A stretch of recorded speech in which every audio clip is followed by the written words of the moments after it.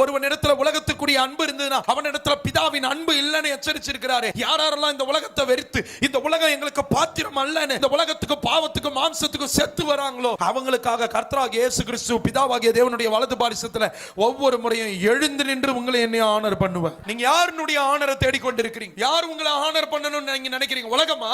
எங்களை உலகம் மதிக்கல, சபையார் மதிக்கல, ஊழியக்காரங்க மதிக்கல. எதுக்கு மதிக்கணும்? என்ன மதிக்கிறதுக்கு ஆண்டவராகிய இயேசு கிறிஸ்து இருக்கிறார். நீங்க ஒவ்வொரு முறையும் பாவம் செய்யறதுக்கு ஒரு வாய்ப்பு கிடைக்கிறப்ப வாலிப பிள்ளைகளுக்கு சொல்றேன், நோ சொல்லிட்டு நீங்க விலகி ஓடுறீங்க தெரியுமா? கர்த்தராகிய இயேசு கிறிஸ்து எழுந்து நின்று உங்களை ஆனர் பண்ணுவேன். ஆமென் வராதா? உனக்கு தான் உலகத்து மரியாதை.